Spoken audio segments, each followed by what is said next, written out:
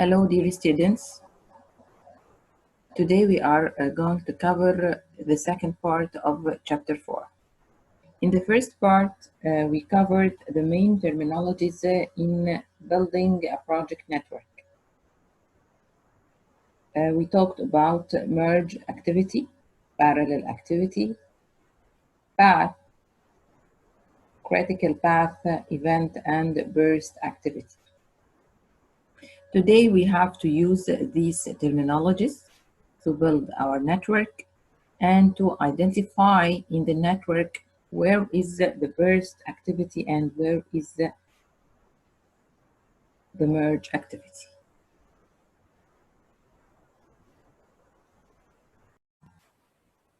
Define activities process. أول حاجة هنتكلم عليها النهاردة the activity. احنا اتكلمنا على النتورك in the first part وقلنا ان الميثود اللي احنا نشتغل عليها هي AON activity on node.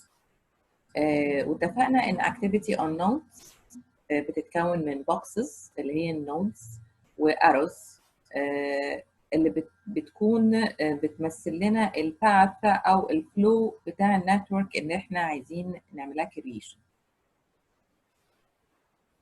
النود دي بتمثل الاكتيفيتي جوه البروجكت بتاعنا، يبقى احنا لازم الاول نفهم قوي يعني ايه activity. Define activities is the process where specific actions required to produce deliverables are identified and documented. يبقى الاكتيفيتيز هي البروسيس اللي بتحدد لنا الاكشنز المطلوبه، التاسكس المطلوبه علشان نقدر نجهز او نعمل producing للديليفربلز. ازاي ننتج الديليفربلز اللي بتكون ال WBS بتاعنا through الاكتيفيتيز اللي هنعملها علشان نقدر ننتج كل deliverable. In this process, the work packages from WBS are broken down into activities. طيب احنا اتفقنا ان ال WBS بيتكون عندنا من levels من ال deliverables. The lowest level of the deliverables هو ال work packages بتاعتنا. ال work packages اللي هي آخر مستوى أو آخر level في ال WBS هي دي اللي احنا عايزين ناخدها ونعمل لها analyzing، نقسمها ونحللها للأكتيفيتيز المطلوبة اللي بأداء الأكتيفيتيز دي هنقدر نحصل على ال work package بتاعتنا. ادي شكل الورك باكج، والورك باكج هي اللي هناخدها النهارده ونشوف ازاي هنقسمها للاكتيفيتيز اللي لو تم تنفيذ الاكتيفيتيز دي هنحصل على الورك باكجز بتاعتنا. ولما بنتم تنفيذ كل الورك باكجز اللي هي lowest level of the deliverables هنبدا نحصل على المستويات الاعلى من الديليفربلز لغايه ما نحصل على المين برودكت بتاعنا. Define activities process involves decomposing work packages into activities required to the deliverables of a work package. علشان نحصل على الاكتيفيتيز بتاعتنا محتاجين ان احنا نرجع تاني لل WBS اللي احنا عملناه للبروجكت ونبدا ننزل في الليفلز of deliverables لغايه ما نوصل لاقل ليفل the lowest sub deliverable level، اقل مستوى من السب deliverable، وده بيكون عندنا الورك باكجز. بنبدا ناخد كل ورك باكج ونعملها decomposing، يعني بنحللها للاكتيفيتيز المطلوبه the required activities اللي تنفيذها هيوصلني ان انا احصل على الورك باكج to the deliverables of a work package عشان اسلم الورك باكج بتاعتي. In the other words, the deliverables are broken down. أكننا بنقسم ال deliverables into the tasks or actions. بنقسمها وبنحللها للactions required to produce them. إحنا متفقين إن ال WBS بتاعنا بيكون عبارة عن deliverables وهي ال product الأصغر في الحجم اللي محتاج أسلمها or services whatever ال WBS بيمثل إيه. لكن ده الحاجه اللي هتتسلم للستيك هولدر او الكاستمر، لكن انا محتاجه اقسمها بقى تاني عشان انا از ليبر العامل اللي هيشتغل يعرف هو هيعمل ايه الاكتيفيتيز المطلوبه. فانا محتاجه اقسم الحاجه اللي هتتسلم للكاستمر دي للتاسكس المطلوب مني ان انا اعملها او انفذها عشان اقدر اسلم الديليفربلز.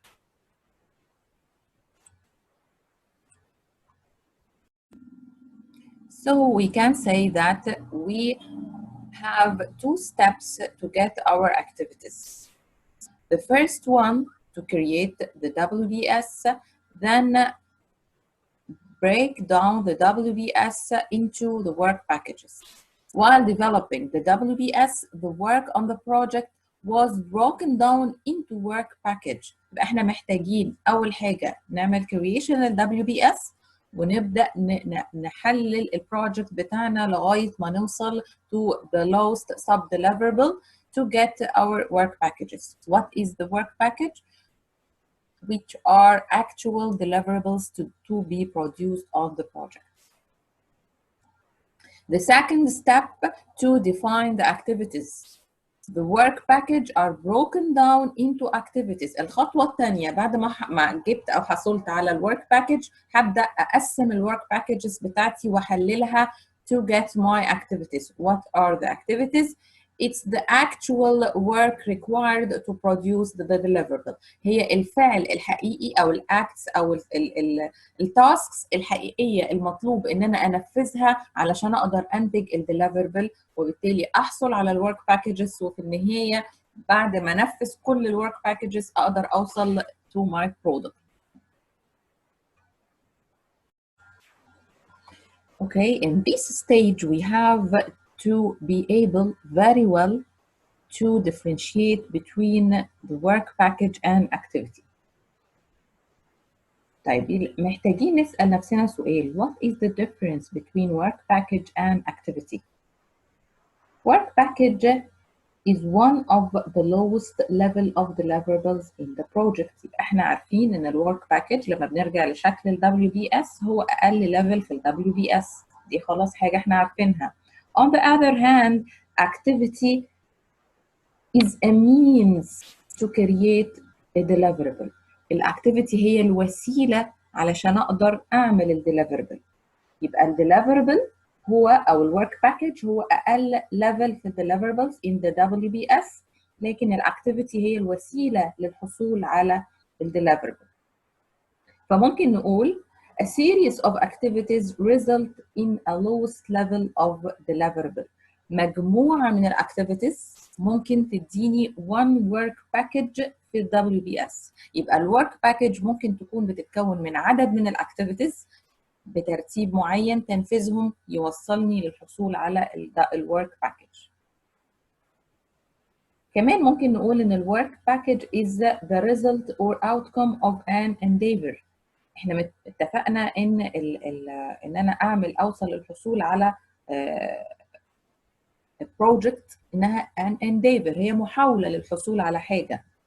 يبقى ال outcome from this endeavor to achieve a work package. يبقى ال work package دي حاجة أقدر أحصل عليها وأقدر أقول إن أنا أنتجت I produce a work package. On the other hand, activity it's one step of the endeavor.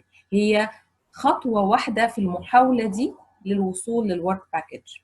يبقى الwork package عشان أحصل عليها أنا بعمل محاولة معينة للوصول أو الحصول على الwork package، لكن الاكتيفيتي هي one step in this endeavor. كمان ممكن نقول في difference in the work package is a deliverable has a tangible value. ال work package هي deliverable ليها value ليها قيمة. So I can hand it over to the project stakeholders.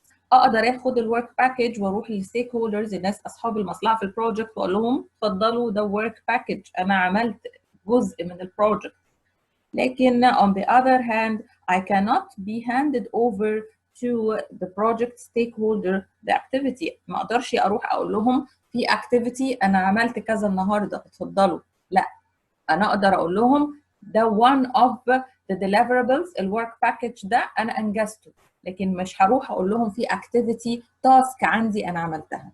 يبقى الفرق بين الورك باكج ان هو حاجه tangible ليها value ليها قيمه، لكن الاكتيفيتي it's a step to achieve the work package.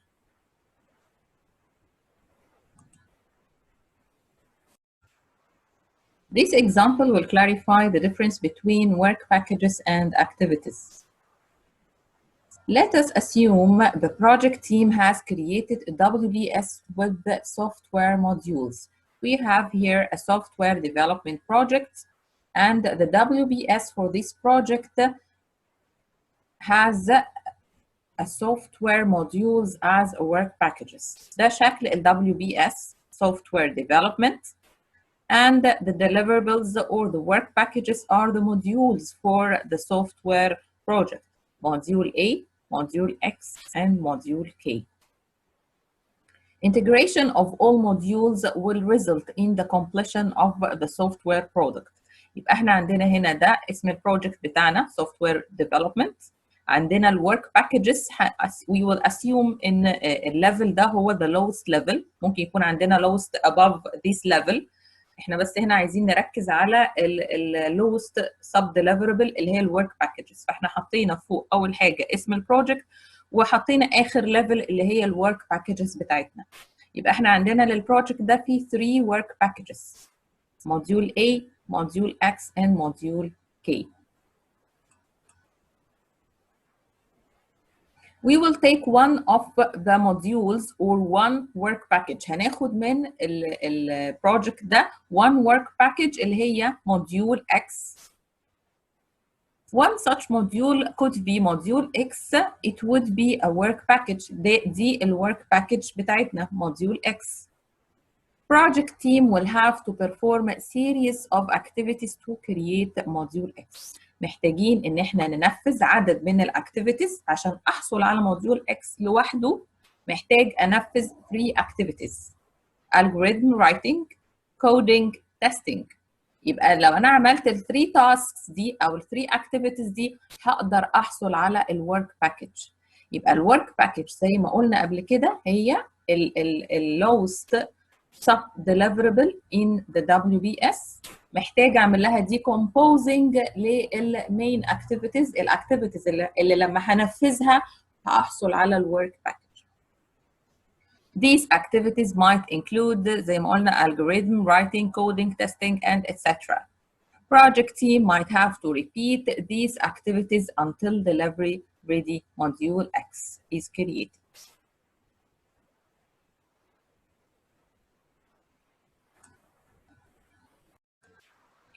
In the second example, let us assume that project team has created a WBS with building floors as work packages.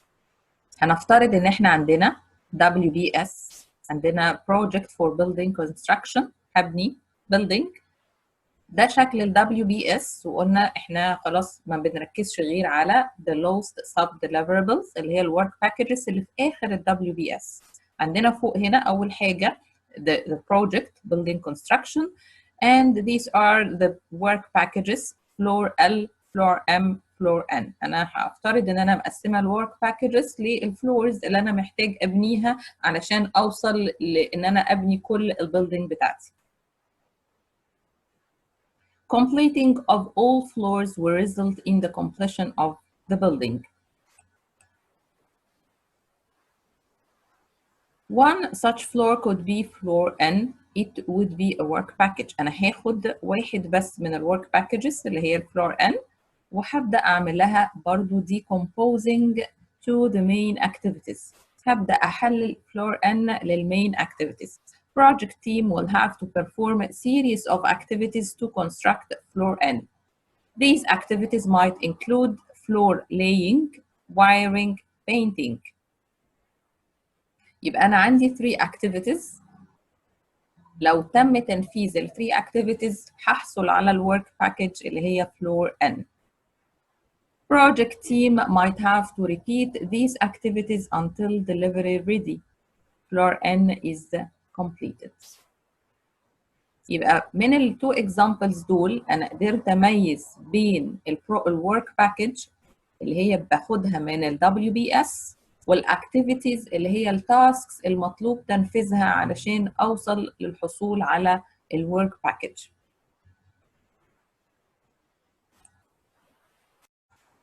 This slide summarizes the 2 steps that we need to get our project activities. The first step is to create the WBS work breakdown structure decomposing work into work packages. يبقى ال WBS هتعملي decomposing، هتحللي الشغل كله بتاع البروجكت للwork packages اللي هي أقل level، the lowest sub-deliverable in the WBS.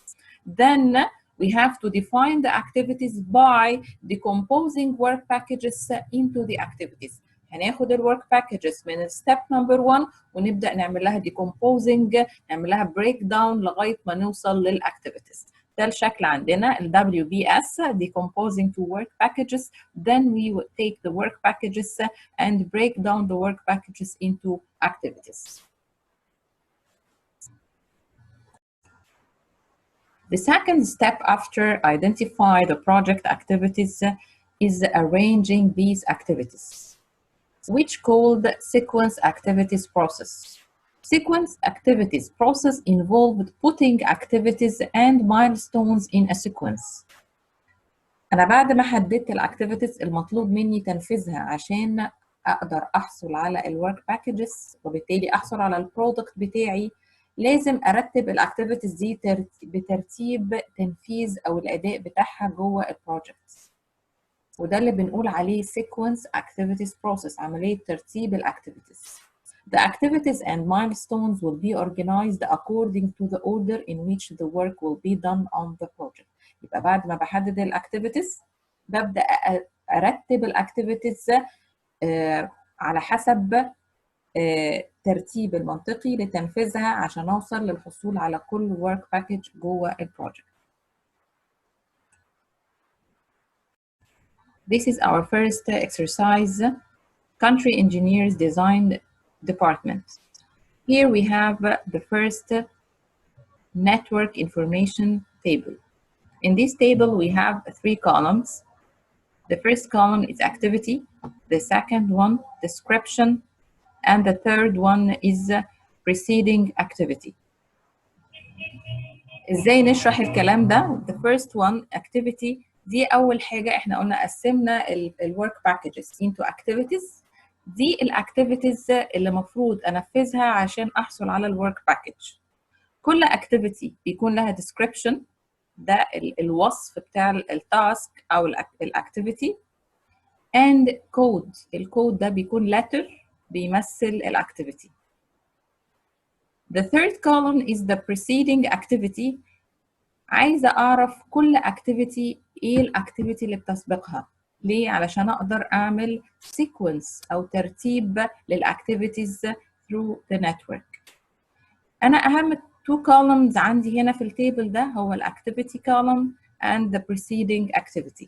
اهم حاجه عندي اعرف كل كود انا حطيته للاكتيفيتي ايه، وعايزه اعرف كل اكتيفيتي ايه الاكتيفيتي اللي بتسبقها.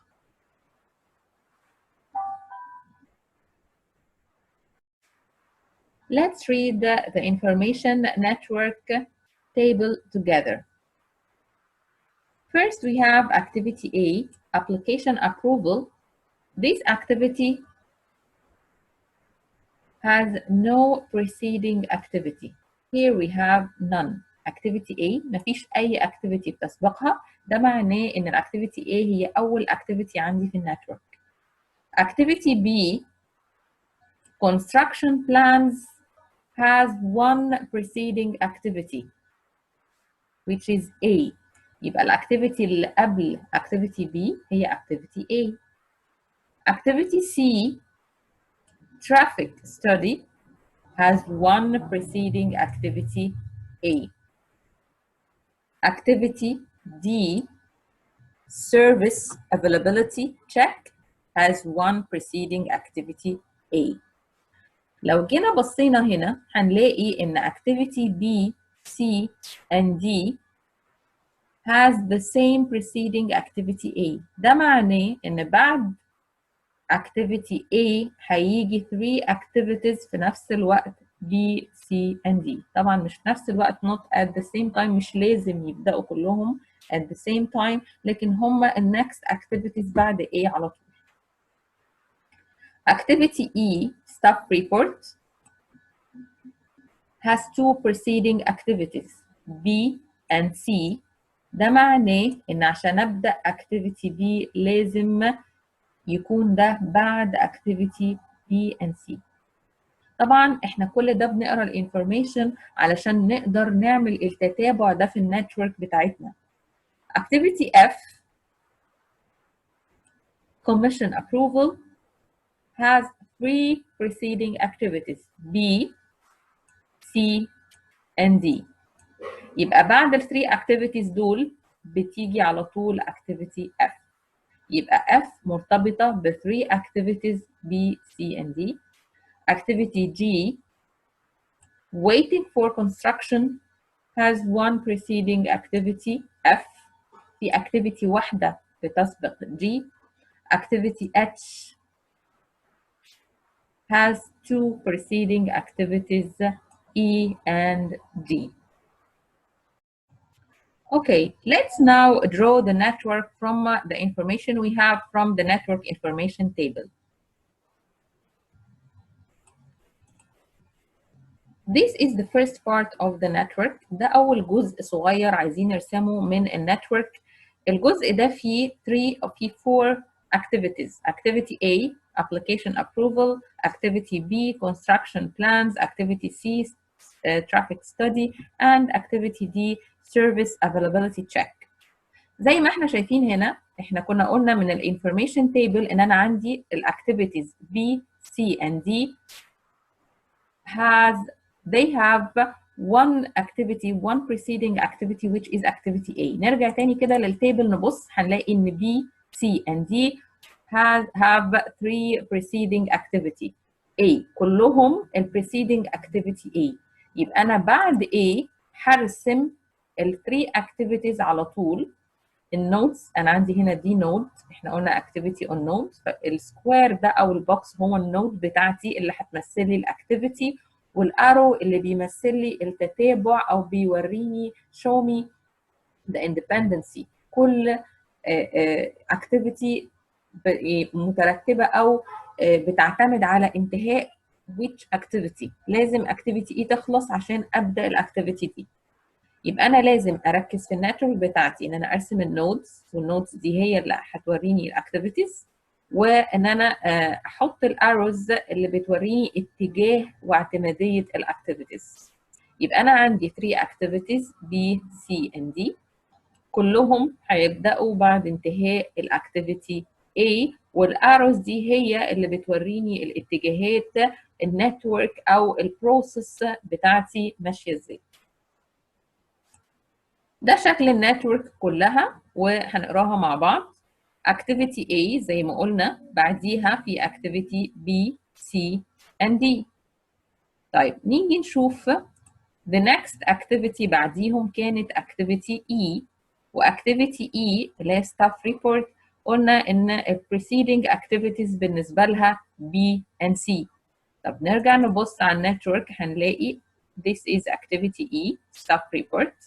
And the preceding activities for E is activity B and C، وهنلاقي الارز متجهين كل واحد منهم بيخرج من الاكتيفيتي B and C متجه ل E. ده معناه لما اقرا النتورك هعرف اني مش هقدر ابدا الستاف ريبورت الا بعد ما انتهي من التو activities construction plans and traffic study. نيجي بعد كده الاكتيفيتي F، نرجع نقراها تاني F مع بعض. commission approval لقينا ال preceding activities بالنسبة لها B, C and D. طيب نبص على النتورك ادي F، هنلاقي الارز اللي متوجهة ل F هتخرج من activity B, C and D. That means F has 3 preceding activities B, C and D.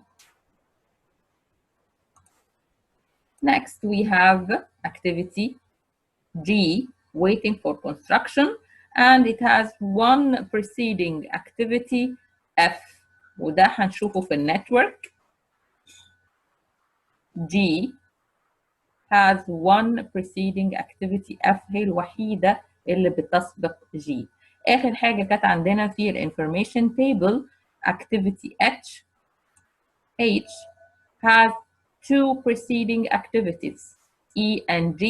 هنرجع تاني ل H هنلاقي إن هي عندها 2 preceding activities E and G and it has 2 arrows one from E and one from G. يبقى احنا عايزين نأكد على حاجة مهمة جدا من الاكسرسايز ده عشان نقدر نستخدمها في كل الاكسرسايز اللي هنعملها على الاكتيفيتيز النوت.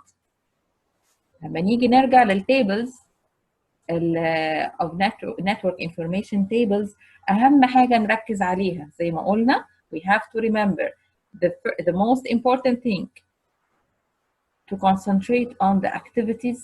نفهم ايه الاكتيفيتيز، نعرف عندنا كام activity، and the third column the preceding activity. نعرف كل activity عندها كام preceding activity قبلها، مين قبل مين، عشان اقدر اعرف the sequence for my network. Exercise number 1. Draw a project network from the following information. What activities is a burst activity? What activities is a merge activity? يبقى هو هنا طالب مني ان انا ارسم النتورك. He gives me the table of information. Then to identify the burst activity and the merge activity. يبقى احنا we have to go to the first part of this chapter and revise the terminologies in this chapter. محتاجين نراجع على الترمينولوجيز of the activities علشان نقدر نحدد the burst and the merge activity. لو رجعنا كده مع بعض merge activity is an activity that has more than one activity immediately preceding it. أنا على فكرة مش بس من النتورك ممكن أحددهم، أنا من التable of information ممكن أحددهم. I have to identify where is the activity that has more than one activity immediately preceding it. مين الactivity اللي عندها two activities بيسبقوها. This is the merge activity. Then the burst activity is the activity that has more than one activity immediately following it. مين الاكتيفيتي اللي عندها على طول two activities بيتبعوها أو بيلوها، دي بنقول عليها the burst activity. We have here the table of information. We have 5 activities, A, B, C, D, and E. And here we have in the third column the predecessor or the preceding activities. Then I will use this information to draw the network. This is the network for exercise 1. I have activity A. Then activity A has 2 activities following it. عندها 2 activities بيلوها لأن A كانت has one activity اللي هي activity A preceding it. C has one activity, that's activity A preceding it. So I have here the burst activity A. Then activity D has 2 activities preceding it, B and C. So activity D is a merge activity. Then activity E has one activity preceding it, which is the activity D. يبقى أنا من الانفورميشن اللي هاخدها من التيبل of information or network table of information هقدر أرسم النتورك وهقدر أحدد the burst activity and the merge activity. Now we have to move to the next stage of drawing our network. قبل ما ننتهي من الاكسرسايز ده احنا محتاجين نبص كده على شكل النتورك ونبص على شكل النودز. هنلاقي ان شكلها مختلف عن الشكل اللي رسمناه قبل كده. هنلاقي ان كل نود بتحتوي على عدد من السكويرز. كل سكوير من دول هيكون له سبب لوجوده وهيكون له نمبر محتاجين نحطه جواه، وده اللي هنعرفه in the third part of chapter 4. لكن حتى الان احنا محتاجين نعرف بس ان ده شكل النتورك اللي احنا هنرسمها، وان احنا هنستخدمها في الستيجز اللي بعد كده علشان نحدد وقت بدايه ونهايه كل activity and the duration of the activity. This is our first example, but we add here fourth column. احنا زودنا هنا على التable of information بتاع the first example column number 4 for activity time. زودنا على activity column description preceding activity activity time. حطينا time لكل activity علشان نعرف كل activity محتاجة وقت قد ايه علشان يتم الانتهاء منها. duration time for each activity. وده اللي احنا هنزوده على النتورك اللي رسمناها قبل كده. This is the same network اللي رسمناها قبل كده، لكن زودنا عليها في السكوير اللي تحت السكوير اللي حاطين فيه الكود for the activity، هنزود number of duration أو duration time for the activity. يعني هنا لو بصينا هنلاقي activity A الactivity time 5، فهنلاقي هنا حطينا activity A number 5. B duration time بتاعها 15. C duration time D 10. D duration time 5 لغاية ما نحط كل duration time for each activity.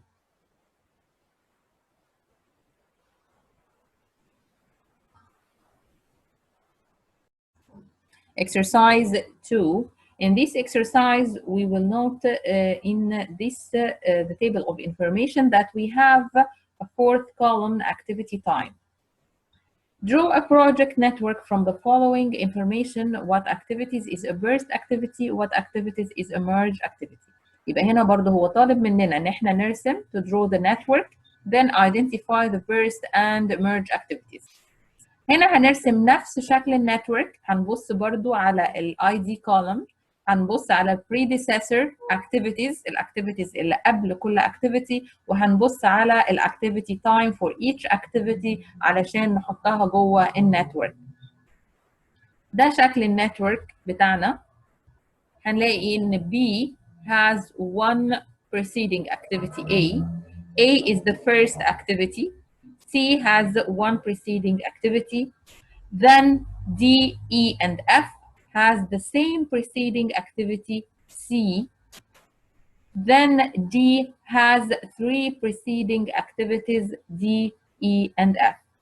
طبعا واضح جدا من النتورك ان C is a burst activity because it has three following activities. عندها three activities بتليها. و D is a merge activity because it has three preceding activities.